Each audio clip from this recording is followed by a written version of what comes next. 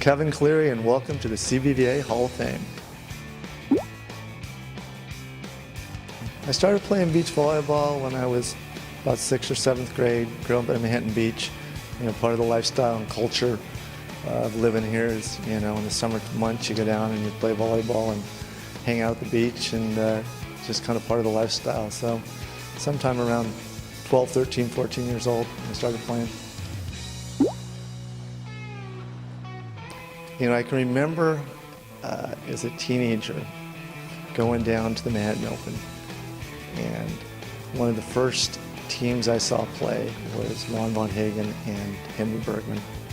And Von Hagen was just this muscle man, this yoked guy, and he had this presence about him, this intensity and this focus that just kind of drew you in.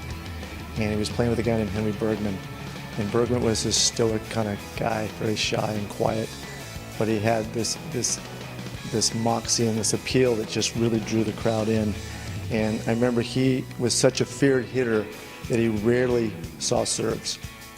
And occasionally we got those errant serves. When he went to pass the ball, the crowd would start going, oh. And as Von Hagen would go up to set, the crowd would start going, oh. And he'd go to crush the ball, and the crowd would start cheering. And I've never seen a crowd respond to a player like that. And Henry would just go back to serve, stoic, no emotion, whatever. But he was just an amazing guy to watch play, athletic. And those two guys kind of drew me into the game. And once I saw that match, I was hooked. Earned my first rating at Playa del Rey at Gene Popco. I was playing with Joel Jones. Joel and I went to Maricosta High School together. We were probably about 15 years old. I don't think either one of us could hit the ball at that point, so a lot of pokes and dinks and cuts and things like that, and we used to frustrate guys pretty good. And back then, those tournaments had about 120 teams, so we played a lot of volleyball through the weekend, and anyways, we got a fourth and got our A, and that was the first time that I got my rating. So don't know who I beat. Beat a lot of teams, but I can't remember who they were. That was a long time ago. I had about a 3 or 4 year period. Toughest opponent, I had about a 3 or 4 year period where I was ranked somewhere between 7th and 8th, which meant that I played either Smith and Stoklos, who was the top seed on the tour, or Dodd and Hovland, who was the second ranked team on the tour. So I played them almost every Saturday in the quarterfinals, and they got the better of me most of the time. So I'd say those two guys were probably the two toughest teams on a consistent basis that I played against. My favorite partner, I'm not sure I could limit it to one guy. I was fortunate enough to grow up with 3 guys that were good friends of mine, and we were able to have some good success on the tour. Tim Walmer, who I played on the tour with for about 5 years, Joel Jones for a few years, and Dana McFarland. We all had some good success and some good wins, and I've got some good memories with all those guys. I love Laguna Beach. I love the setting down there. I love the deep sand. I always did better in the deep sand. It was better for a defensive player and a smaller guy with ball control like myself. Santa Barbara was a beautiful spot, but as far as my favorite venue, I'd have to say Manhattan Beach. I was born and raised there, and been watching the Manhattan Open since I was a kid, and I've had some good success there. And I played in 36 Manhattan Opens, so overall I'd have to say that's my favorite venue, and still playing in that event, as a matter of fact.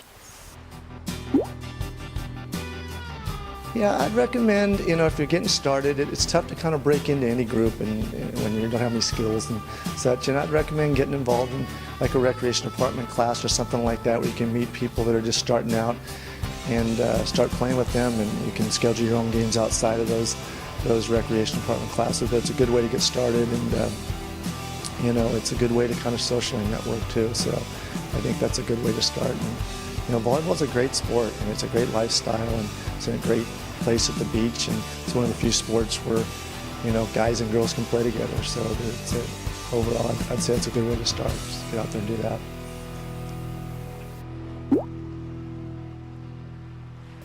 I consider there'd be probably 3 on On paper, probably my biggest win was against Carson St. John. I mean, those are the two biggest names of volleyball, and I was fortunate enough to get the better of them at Hermosa Beach, playing with Tim Walmer. Probably the best match I ever played was against Jim Mingus and Randy Stoklos when Gage and I beat him at Laguna Beach. That was a great win. But probably the most memorable was my match against OB and Hooper. And I was playing with Joel Jones. We were still teenagers out of Maricosta High School. We were an unrated team.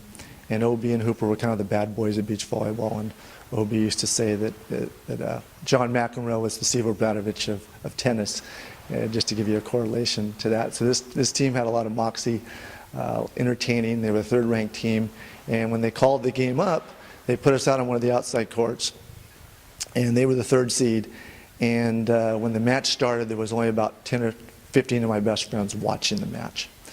And they were over in the corner, and they were heckling OB and Hooper, something crazy. And OB and Hooper had this dialogue going back and forth with them. And at one point, OB says, "I got one word for you guys when this match is over." He says, "Pain."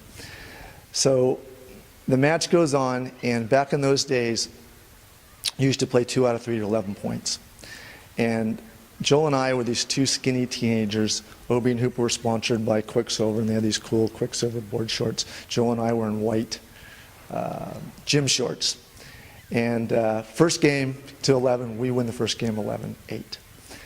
And I guess at that point, word had kind of spread around the beach that these two skinny kids had just upended the first game, OB and Hooper. And so people started kind of straggling over there. So I can still remember about the first 3 or 4 points in game 2. And I'm sitting down, my head's down, and I'm a service sheet, and I kind of put my head up. And I look up, and there's thousands of people around the court, all the way around the court and up on the pier.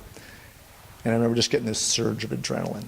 And apparently the word has spread like wildfire that these two kids might be up there, and nobody in Hooper, and the whole beach was watching our match. And then at that point, I kind of got this sense of calm. And I was kind of like, all right, you can kind of like, kowtow to this so you can step up and you can try to win this match. So we ended up winning that match 11-8. So we won the match. OB and Hooper go storming into the crowd. And a couple of my buddies are there, and one of the guys had a t-shirt wrapped around his neck, and Hooper took the t-shirt and just started strangling him. They had to kind of be separated and things. You don't see that type of stuff anymore. But anyways, that was probably my most satisfying victory. And that was probably the biggest upset in Manhattan Open history for an unseeded team to come out and knock off the third seed. So that's a fond memory.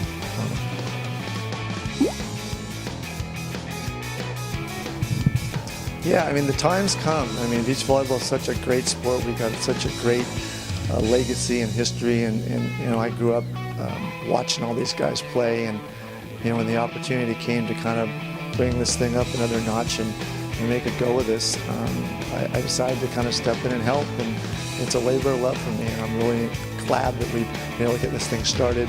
The first year we had 45 Hall of Famers here. And it was the first time that all these guys had ever been in the same room together. So it was a really special moment. And there was just a lot of love in the room and stuff. And I think a lot of the old guys kind of appreciated the fact that they were kind of being recognized for what they had. And, I was glad we were able to get Gene Selznick here before he passed away. He was here in a wheelchair. He come from a nursing home, so that was special. We're in the process of building a website, which this is all about here. And building a museum, and so we're going to have a bio for each of these guys, photos and live interviews, so we'll have all this on the record for future generations to see and enjoy. So it's been a fun project.